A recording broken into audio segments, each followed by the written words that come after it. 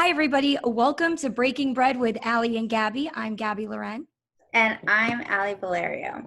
Today we have a super special guest. Her name is Miss Damona Hoffman. She's a certified dating coach, a TV personality, and she also hosts different things, including her own podcast. She writes for the Washington Post and for the LA Times. Welcome, Miss Damona Hoffman. We're so excited to have you. Thank you. You're so formal. I'm like, I haven't been called Miss in a long time. Miss Damona Hoffman. Yes, very serious.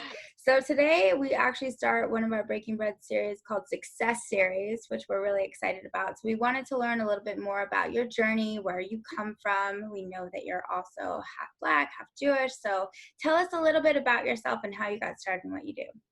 Oh gosh, where do we begin? Beginning. Well, I grew up in East Lansing, Michigan. I was one of very few Black kids in my neighborhood. I think maybe like one of the only Black kids in my neighborhood. I was one of very few Jewish people in my neighborhood as well. So I've always sort of lived my life on the outside of the norm, so to speak.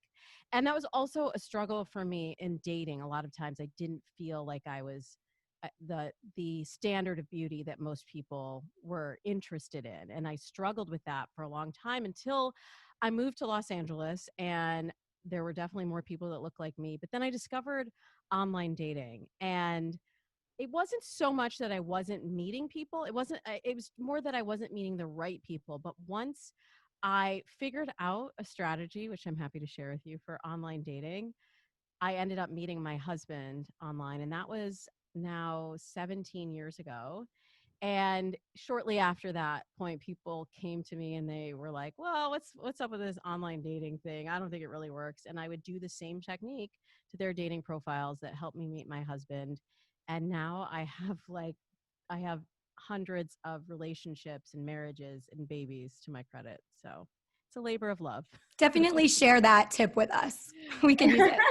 Well, when I first moved to Los Angeles, I was working as a casting director in television, and I was teaching classes for actors and how to market themselves and how to have headshots that really stood out to someone like me and that telegraphed out the kind of role that they were born to play and how I could really remember them.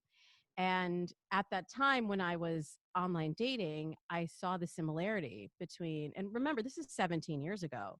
So this was very new for online dating. And this wasn't even, it wasn't even an accepted mode of ways to, even when I started like my podcast for 8 years, even at the beginning of that, I had people that were like, well, I'm not into that online dating thing. And then Tinder hit shortly after, and then it sort of exploded. But at the time, this was all really revolutionary. And I started to teach people how to think of themselves as a product the way that I would teach actors. Like, what is it that you have to offer in a relationship? What are you looking to attract? And then how do we choose pictures and write your profile to message that out to attract the right kind of people to you? It's so weird you did that because I actually started a business at one point also with a friend where we called it Next Connection.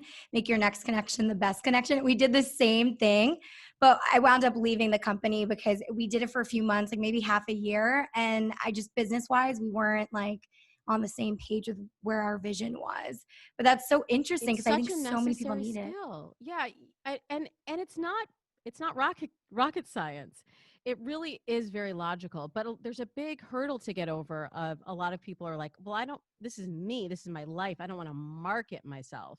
But especially now with the popularity of dating apps, there are just so many people out there, and it's really important, just same way people do with social media or with marketing any product. It's really important that your messaging aligns with who you are, your personal brand, right? And that you're able to send that message out so that you get the right people back.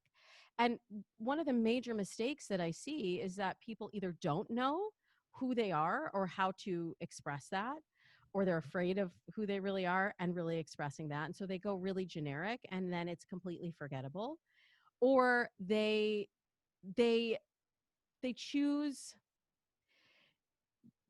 to say the things that they don't want instead of the things that they do. So there's this fear of like, I'm going to go through the same thing that I've been dealing with, like, you know, liars or cheaters or whatever it is, that I feel the need to put that gate up before people even come in.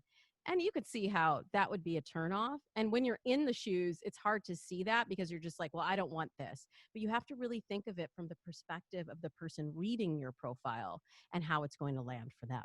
Amazing. So, Mona, can you take us back a little bit? Like, how did you even get into all of this? Very slowly. It really was just from the process of meeting my husband. And I wasn't thinking of it as a business at that point. I just was like, oh, I have this skill set that's helpful to other people. So initially it just started with friends and relatives. My cousin's profile was the second profile I ever wrote. And he'd always been a serial monogamist, and then he ended up within, I think, about a month, he ended up meeting two women, and he called me. He was like, I don't know what to do. I've never dated two women at the same time in my life. I'm like, it's okay. You're not exclusive until you say you're exclusive. In America, at least, it's different in different countries, and I coach people all over the world. So, but that's like the American norm. And I said, eventually you're going to want to date one or neither or both. I don't know, but as long as you're upfront about it, it's cool. And he ended up marrying one of those women, and now they've been happily married for years. They have two kids. So it was just seeing the success stories, Alie, that made me realize this is a skill set that I have that I need to share for the world. So the whole time I was going up the executive chain in television. So I ended up becoming the head of the talent diversity program at NBC. I was also in casting at Paramount. I was also a vice president of programming at the Sci-Fi Channel. And the whole time it was like, she also writes these dating profiles. So I kind of came out as a dating profile writer and officially launched my blog in 2010. And that's when I really started to make the move to transition my career into this line of work. Wow. Definitely a girl boss. So we know that you obviously overcame adversity, growing up and to where you are today. So how did your path of where you grew up and what you had to go through shape who you are to have that authentic messaging that you talked about before, how important it is to really like identify with your own brand and voice and all that? It was really out of necessity. Once I saw that the more I was my true self, the more that I could attract someone that was a heart match and a values match and a life goals match, as opposed to, I mean, how many times have we like contorted ourselves into this other idea of what we think is attractive? And it was just ultimately unfulfilling. And it was so different when I consciously made this decision to date from an authentic place. And I did a lot of self work, and my program includes a lot of like mindset, spirituality. There's a lot of different layers that I was doing simultaneously. So it wasn't just like, well, I got the right profile and everything fell into place. It was a lot of deep soul searching and being able to come into accepting myself and accepting what was unique about me. And now that's really just the cornerstone of what I try to lead other people through, that when we strip away all these layers, and you'll see dating experts out there that say, oh, you have to be more masculine and you'll get this, or if you're more feminine, then you'll get that, or you need to dress a certain way, or whatever it is. And I just think that is old fashioned. I don't think it's wrong. I just think it's no longer applicable in the world that we live in. I believe that identity is fluid. I believe that gender is fluid. I believe that the dynamic between two people is fluid. And the more that we can accept that and just come into the space as like, this is who I am authentically right now, then you can really let go into a relationship and let it evolve in the direction that it's going to take. So at what point did you work on self-development? When did you realize that was important for you to kind of discover? Girl, from jump. Really, I have been in the personal development game, not even joking, since I was about 13. I started kind of exploring spiritual modalities and just reading different kinds of books and just being interested in growth as a person. And then really I did a program. Gosh, it was like right before I met my husband. So well, I'll tell you, I started doing yoga 20 years ago. This was actually my 20th yoga anniversary last month. And that was really, really the accelerant to getting me interested in understanding like just human nature and our role in the universe and our interaction with one another. And after that, it was just like once you get a hit of this, you get ravenous and then you want to just consume all of it. And then you kind of become a change addict. Right? We're always evolving and we're always changing. And I thought that everyone had that mindset, but it's not true. It's not true. And so the more that I've begun to understand, the more that I've seen how my life has been enhanced by being open to growth and personal development, the more I want to share that with other people. So when you're coaching someone, is that like, take us through the process of that? Do you start with personal development? Do you think that's where it begins for everyone? Yes, that's always the first step. So I make it really simple. I have a 5-step dating funnel. And if your love life isn't flowing, one of those steps in the funnel has a leak in it and your energy is just pouring out. So when people tell me I'm so exhausted with dating, it's like, okay, well, one of these things needs to just be shored up and then everything's going to flow. So the first one is mindset. That is always the foundation that we begin with. The second one is sourcing. Where are you finding dates? The third is screening. How are you determining who to invest your time into and whether you should continue seeing someone or not? And then there's presentation and follow through, because sometimes, not because I'm trying to change who you are or how you present, because I need you to be aware of how you present. And I use tools, a lot of unconventional tools like improv. I use improv coaching to help people with communication, flirting skills, and building all of that. And then the last one is just follow through in making sure that someone that you have a connection with actually knows that you're interested in them and how to keep the communication going so that the relationship builds over time. I believe in what Dr. Helen Fisher calls slow love, and that a true connection really does take time to evolve. It takes time to trust someone. It takes time for you to really reveal your true self. And that can't be done in a, in a quick pandemic minute. That really needs to take time. So I'm seeing a lot of my dates and mates listeners. I just did an episode a couple months ago about all these people who've moved into these pandemic relationships, and then all of a sudden it's like super, super, super, super fast, which can be really good. And you get through a lot of the hurdles quickly, but still for you to like be able to fully commit to this person and be on the same page, you still need the timeline to play out and the real authentic connection to develop. I actually wanted to ask you something building off what you just said. So, what do you say to the people that do jump into these relationships? Pandemic even aside, what if it's also in their nature to just move quickly through things and it makes the other person uncomfortable? Like, how do you go about that sort of situation? Well, in my one-on-one coaching program, it's a 3-month program and we meet every 2 weeks and I'm coaching them throughout the process. So I will be aware, because of the mindset work, of what their patterns are. That's the first thing you have to do. That's part of the mindset work, is understanding what is the pattern. Because if you're coming to me, you are like done. You've been through it. You're tired of whatever it is that you've been getting.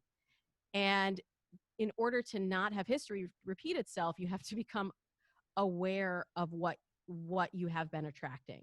And then it's really only through the process of meeting new people that sometimes those patterns start to emerge again. Sometimes you can't figure it all out just up here in your head. You have to actually go through it and feel those triggers again. Like, oh, I'm feeling I'm feeling like I want to rush through this. Like I've just dealt with this with a client a few months ago, and she was really eager to get to the happy ending. She was in her mid to late 30s, and she really wanted to have kids, and she's seeing everyone else around her settling down, and she's just like, let's just get there. How do I know if it's the one? And I'm like, I can't tell you if it's the one, but I do know that your pattern is that you try and push through this because you want to get to the altar, and then you have to deal with all of that other you're just kicking the can down the road. Eventually the problems are going to emerge that you're going to have to deal with. I personally would rather deal with it early on and not after I've invested a lot of time in that person, or God forbid, after you've married them or had kids with them. And it's much harder to uncouple and move on with your life, right? So that's all part of the mindset, but I understanding your patterns, and we all have them, and developing a dating plan that steers you away from the patterns that are not working for you, that are not healthy for you, are really crucial. It's a really crucial part of the process. Absolutely. Damona, I know that we're all in this group, we're all Jewish. How do you think religion also plays into this? Like, do you think that people should be dating within their faith? Do you think it's okay? Like, I know ultra religious people are not for intermarriage, but what do you think as a dating coach? It's funny that you say ultra religious people are not for intermarriage, because I can tell you, even growing up and going to a reform temple, my mom had an experience where she went to a talk at her synagogue, and somebody was talking about not intermarrying, and she had a leadership position too in in the group, and she felt so she was so offended that that this it wasn't taken into consideration. And she's not even just not Jewish, she's Black. So, it's like being othered again by your own community and the people that are supposed to be accepting you. And I feel like it's hard. I can't tell you like what you should do or what's important to you, but I will certainly ask my clients if that is something that's important. And like I wrote an article for the Washington Post recently, which has gotten generated a lot of discussion, I'll say it that way, about whether having a dating preference as it relates to race is dating preference or as racial bias.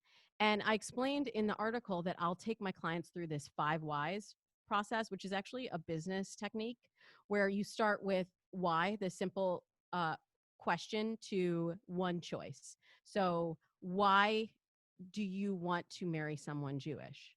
And then that answer will lead to another why. And so maybe they say, well, I don't know, because I just always thought I should. Why? And then you have to do that deeper level of inquiry to really get to understand, is this my stuff? Is this my goal? Is this something that is important to my values? Or is this something that is imposed from my parents? Or is this something where I feel that if I marry someone who is not Jewish, that then I won't be able to raise my kids Jewish, or that, we're carrying that responsibility. And a lot of times when you do that process of inquiry, you get to a really deep place.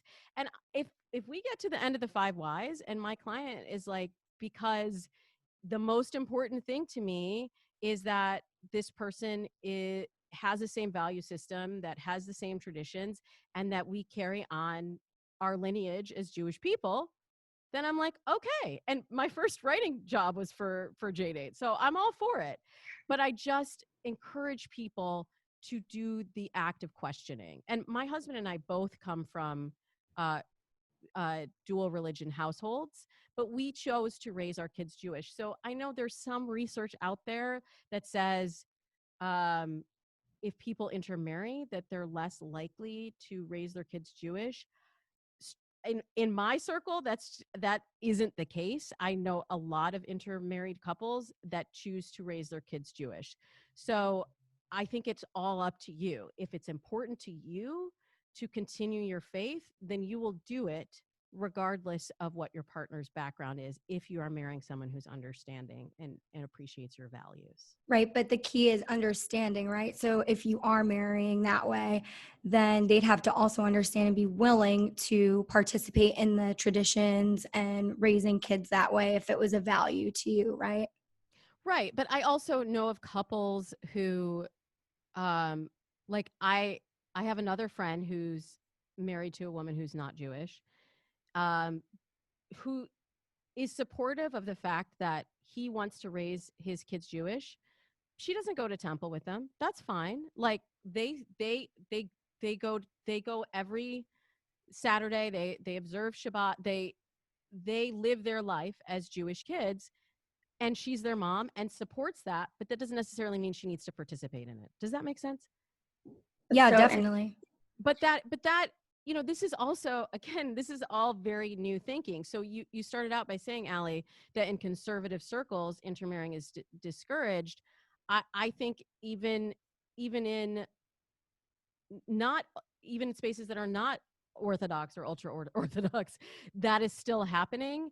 But I just think we're in a new time, and we have to. And one thing I do really appreciate about Judaism is it does call for inquiry. And I mean, I love studying the Torah and trying to understand how it applies to our modern lives, and looking at ways to reinterpret and adapt what makes us Jewish to the world that we are now living in. I think that's the key point that I really hear in this, is that it doesn't really matter what other people think or what they want. What really matters is to truly understand what you want and to ask why and ask the deeper questions, which is, absolutely the thing about Judaism is that, why does this happen? Why does this do this? So wait, your husband is Jewish, you're Jewish, you're raising your kids Jewish. When it comes to communication, like let's say like all the things that are happening in the world right now, what do you think is the most important thing that people need to do when they're talking to someone who maybe isn't of the same faith or of the same race? Like, how do you deal with that in terms of communication? Wow, well, that's a I know really it's a big big question. question, and it depends also on what those differences are, because I think the conversation is different right now, of course, about being Black in America than it is necessarily being Jewish in America. Um, but I always encourage open communication, and like even in my own household, because my husband is not Black. Um, there's a lot of discussion around identity, and even knowing him 17 years, there's been a re-examining of what our identity is as a couple and what it also means to our kids, one of whom identifies as Black, one of whom does not, interestingly. But the more that you talk about these difficult conversations, and the more that you encourage, to me, free thought. And again, this is just my perspective. I'm sure there are people that will disagree, and there are people who I would not be a good fit for as a dating coach. But in my household, we do encourage these kind of conversations, and it begins at birth, And I even, like, we send our kids to a Spanish immersion school. I don't speak Spanish all that well, but I think it's important for them to be raised in a world in the US. It's important for them to understand other cultures, and I think that that's a real gift that we can give to them. So they're being taught inquiry from the beginning, and I understand some people listening might be in a situation where that kind of inquiry has not been encouraged. I have had clients that come from Orthodox backgrounds that are kind of moving into this space for the first time of questioning what they really want and what really is important to them. And I know that can be a really heavy process, especially if it means potentially disassociating yourself from the rest of your family. So if you're going to begin the process, you have to be ready and considering all of the ramifications of that. But when you're talking about race or culture in the household, trying to approach it from listening and understanding rather than trying to be heard and trying to convince. Totally get it. So Damona, you're part of our success series. So obviously you've overcome a lot of things to get to where you are, especially being a successful woman and a woman of color and Jewish. What kind of hurdles have you overcome to get to where you are today? Girl, how much time do you have? We have time. We got time. I'm like, what? How many hurdles? Gosh. Give us your best few My that really best make few a statement. hurdles. Well, one, it was very challenging. I'm just sort of speaking out about this now. But it was very challenging being the head of talent diversity at NBC. And I also was involved in diversity at CBS from the very beginning of those programs. And that was a really tough role. One, it was sort of one of the only roles where I could get into a creative executive position as a woman who is is Black and Jewish and a number of other things.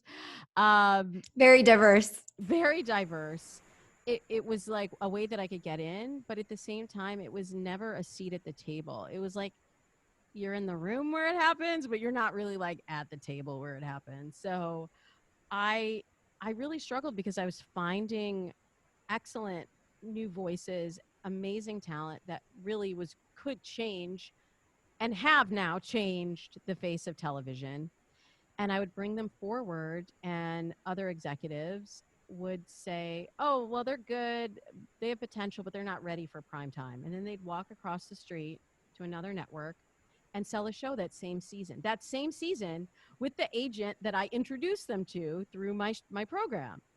And I did that for 4 years. And I had an office in the basement separated from and they're like, diversity, like all the headlines are like, look at Damona Hoffman. Diversity is so important to us. This is a cornerstone. And I will say my own boss, his name is Mark Hirschfeld, and he was really championing this. And I wouldn't have even been there if it wasn't for his forward thinking. So I just want to be clear, anyone that thinks I might be talking about Mark, it's not Mark, but just the larger really industry. I would say the network, but it was industry wide. This feeling of like, well, we know it's important and it's being handled by this brown person.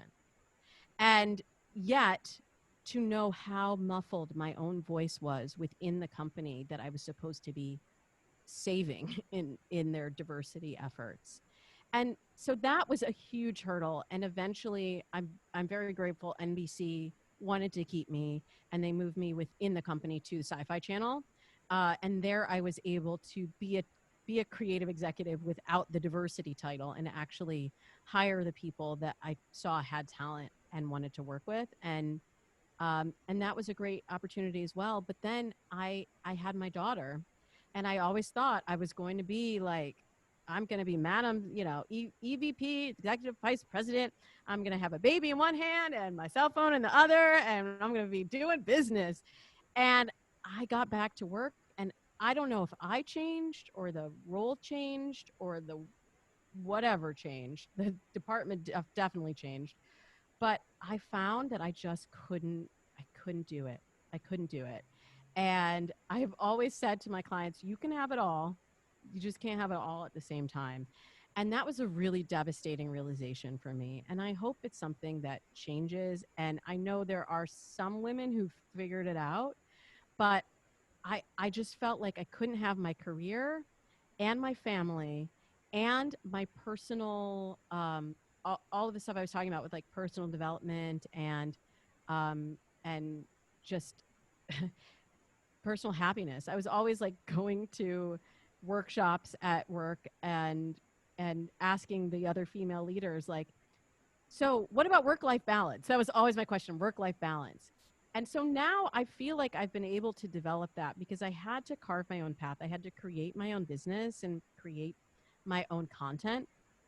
And that has enabled me to have a relative balance of all three. But I gave up a lot for this, and I gave up, even though I've done a lot as a dating coach, there's definitely a part of me in the back of my mind that's like, if I had stayed on the TV executive track, I'd probably be I'd probably be executive vice president or higher by now. And that's a job that I really love, but I couldn't juggle all the balls. And that was definitely, that continues, has always been a hard pill for me to swallow. But I know that this work is really, really important. And, it's a mitzvah to help people find love.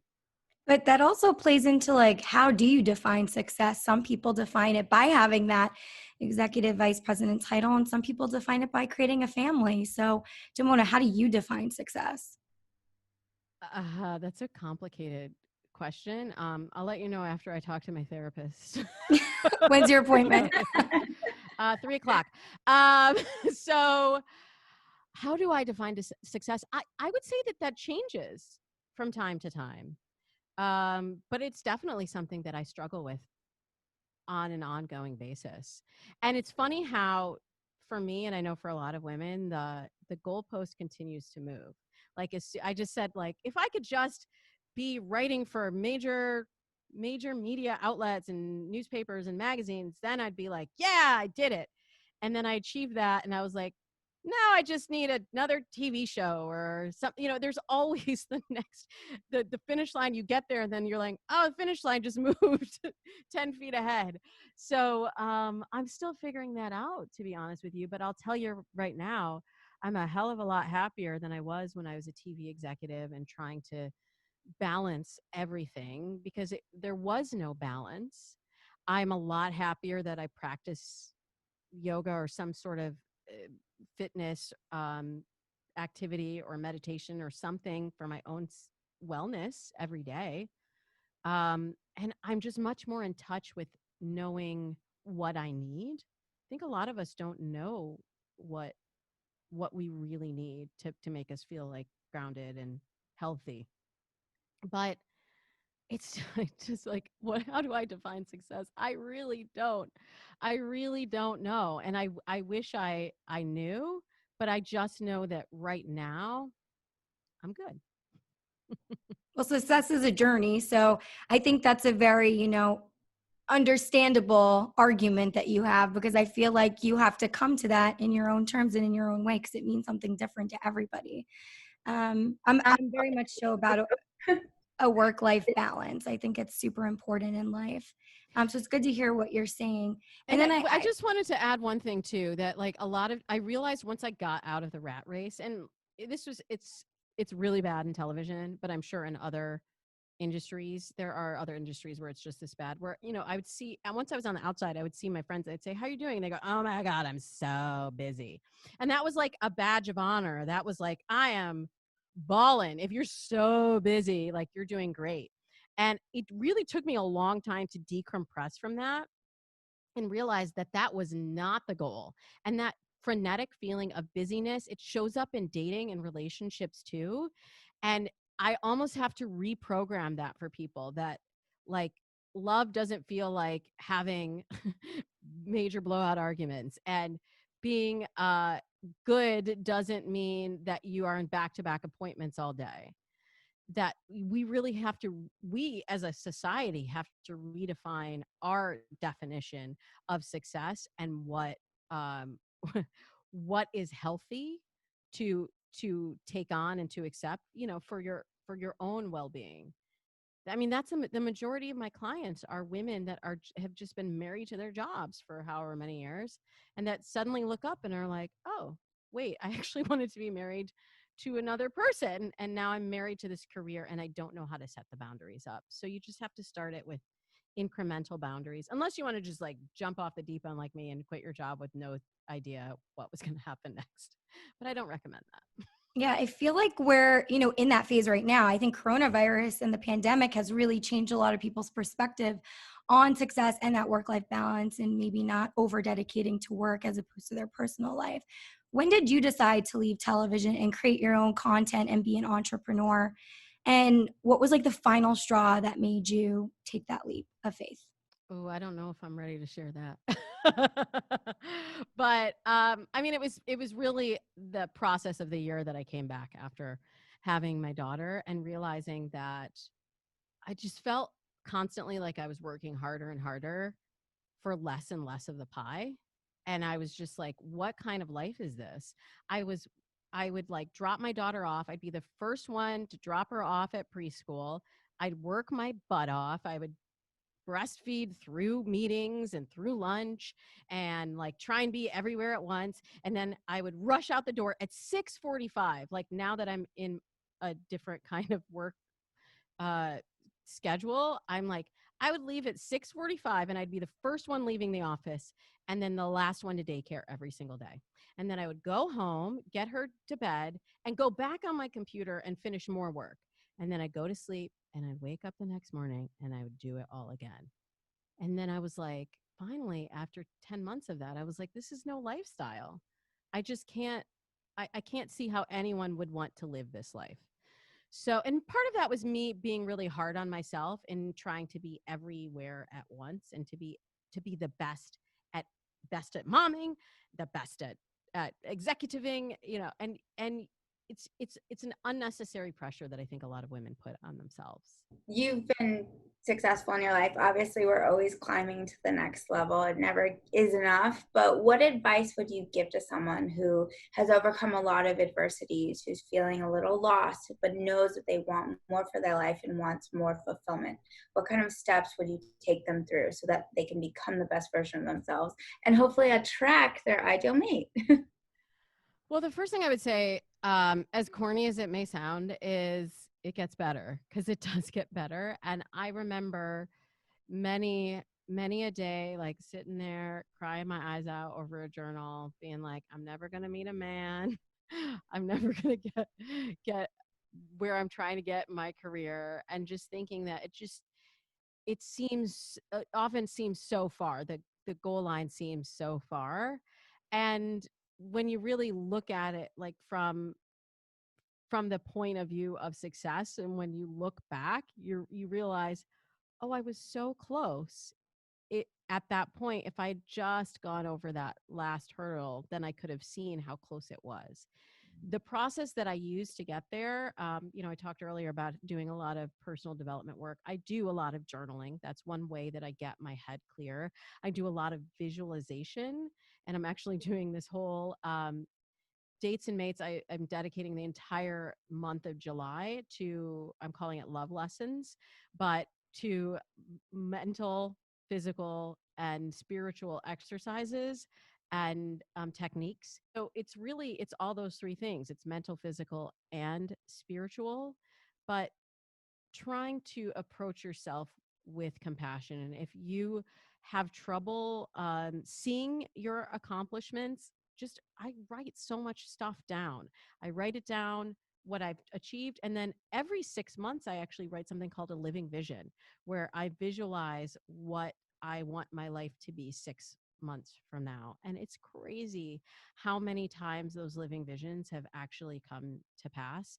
And you have to do them to the point where they're only like 50% believable. You have to really stretch yourself. And even when you do, you will realize that that that stretched goal of yours was way more achievable than it seemed in the moment. Wow. Tony Robbins says that. He says, turn your vision into a decision. And like if you write down your goals, you see that on paper that like these are my goals and you'll just be way more successful than you did before. Would you say that too for dating? Like people should write down like what their ideas and their ideal mate? Absolutely. Well, at first I would say they should listen to my dates and mates visualization on Yeah. your ideal mate, which is totally free and it's on any podcast platform. But yes, I do have people write it down. I know not everybody I write, obviously, I write for magazines and newspapers, but so I really like that process. But for clients that are not wordsmiths, that are more visual, I have them create vision boards. I do all modalities. You know, sometimes like there's physical things you could chant, do whatever is going to put it out into the universe. Sometimes I'll also just have a client tell another person. I think this is a Tony Robbins thing too, actually, where if you tell another person your goal, that you're more likely to actually achieve it because you have the accountability. So do all of that. Do all of the Why things. people need coaches. But also, yeah, but also be compassionate with yourself, that you can't necessarily do it all at the same time. I think sometimes people get really energized and they come to me and they're like, I'm going to do this and this and this. I'm going to follow your plan. I'm going to do that and listen to that. And I'm like, just pace yourself. Like, set a goal that you can actually achieve. And I really do have people with dating set dating goals. Like, when they're in my program, I'll say, I call it the dating snapshot. Where are you right now? Well, I haven't been on a date in 2 months. Okay, now where do you want to be 6 months from now? Well, I want to be in a committed relationship. Okay, let's back that up then. If you want to be in a committed relationship in 6 months, where do you want to be in 3 months? And then where do you want to be at the end of this month? And we'll actually say, my goal is to have 8 dates between now and the end of the month, or 2 dates a week, or whatever it is. And I'll kind of check in based on what I see as the usual trend of how realistic your goal is. And then we'll set a number. Remember, that's a little bit of a stretch, but that's actually a goal that you can achieve, so that when you're doing the program, because a lot of times you forget also when you're dating, you'll say, oh, I tried this dating app and it wasn't successful. Well, I did meet somebody that I dated for 6 months from it, but it wasn't successful. No, it was successful. That person just wasn't the one. So let's go back and we do it again. And then we can look at the progress that you've had and realize just how far you've come. Because when you're in it, a lot of times it's hard to see that progress. Do you believe in the one, Damona? Do you think that No. everybody has one? Really? 100% no.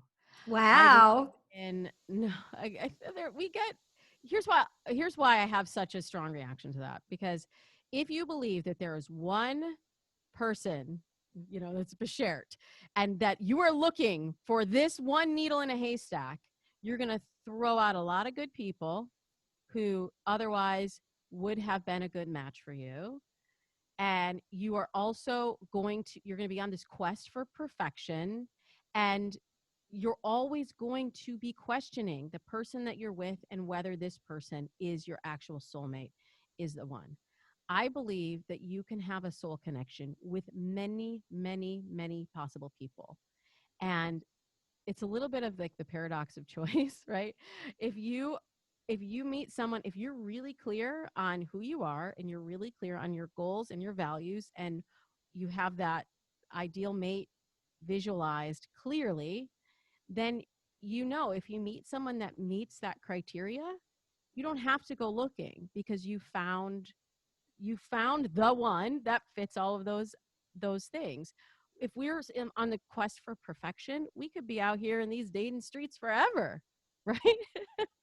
But you have to appreciate what's in front of you. And that's the one thing that I'm sort of hoping is a positive of coronavirus, if anything, is that it's getting people to slow down, because the speed of dating was insane. It was insane. And like, people were just like setting up dates and then going out with people and then ghosting and flaking. And it was just like, can we just slow down and focus on the person that's in front of you and identify if this person is a match or not? Don't think about what else might be out there, but like, can you make a connection with the person right in front of you? And you know what they say about a bird in hand, right? So we're not going to be out here chasing for more birds if you've got one that meets your needs right in front of you. And also, in terms of like looking for the one, I think what you're saying too is you kind of have to be the one. Like, if you want to attract your ideal soulmate or multiple soulmates, you have to like be the person that you seek to attract. Yes, I agree with that, Alie. But I also would say that, remember, I'm addicted to change. So I also encourage people to consider that no one is a finished person. We are not done. We're always constantly evolving. No one is perfect. All you can really do is show up, and show up authentically, because that's when we get into trouble. When I don't know if it's so much about being the one, but it's being the you that you can be. We're so busy trying to fit into the mold of what we think is going to be attractive or dateable or successful, that a lot of times we lose ourself. And that's where we have to begin this process always. What do I have to offer? And what do I want to attract into my life? And then everything else falls into place.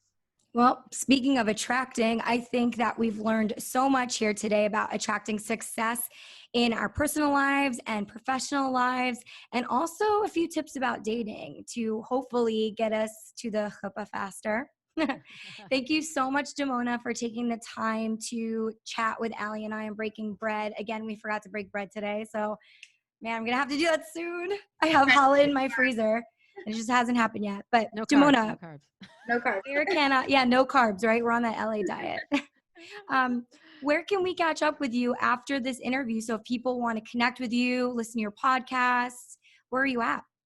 I'm on all the socials at Damona Hoffman. And Dates and Mates podcast is on all major podcast platforms. So I'd love for any of your listeners to check it out if they are curious about dating and relationships. We can also catch you in the LA Times and Washington Post. Are you still writing for them? Yeah, I do. Not like every week, but I do have a number of articles in the Washington Post. There's that article I talked about with Date Lab perspective on dating preference versus racial bias. And then I'll be doing a similar article on the same topic for LA Times soon. Amazing. And you're just killing it. I know. Hashtag killing it. I don't know. It's funny though, because the finish line moved again. I was just talking to my husband about that. I'm like, wait, didn't I say like I'd be like really satisfied if I was just like writing for Washington Post and LA Times? And now I'm like, what's the next thing? But that's my nature. Like that's it's important to just know who you are, right, and what your baseline is. And I'm just a super driven person, and I have a lot that I want to share with the world. So just keep pushing. Damona, before we go, what's your zodiac sign? Sag. I got the tat to prove it too. What's the day? The day you're birthday? November 27th. What about you? I'm December 22nd, so I'm the first day of Capricorn. Oh, I know. I can relate to you. You're my mom's birthday. Really? Mm-hmm. Wow. Love it. Your mom's a strong lady, that's for sure. Oh, yes. She already knows. I'm like, now I know everything. No, but there's so much more in the chart too, so. What's your rising again, Damona? My rising is a Cancer rising, and I have a Scorpio moon. Ooh. Yeah. What about you? I forget. Leo, remember your best friend? Oh, right. Besties. Yes. Right. Yeah. Yep. You're Right. surrounded. Fire energy. Fire. You have the fire energy is still in you though. Yeah, Gabby, I need to look up your rising for you. No, but I'm saying like you're on the cusp. So you can still get some fire energy because you're right on the. It's not exact. It's not an exact science. So I actually had my astrology chart read. Now that we're on this topic, before we go, I had this my astrology chart read with my birth time, the birth location, and everything. So my rising and everything, all of that. I'm a triple Capricorn, even though I'm on the first day. So I'm like 3 times the traits of a Capricorn, which is insane. What, Alie? Say that again. You're a good partner to have to get shit done. I know, right? Women to get. Okay, well, good. Gotta go. Nice to talk with both of you. Thank you again, Damona. It was a pleasure chatting with you, and we loved your energy. Hope to see more of you, and you guys make sure to connect with her soon. From your 2 favorite Jewish girls, we'll see you next time. And Damona.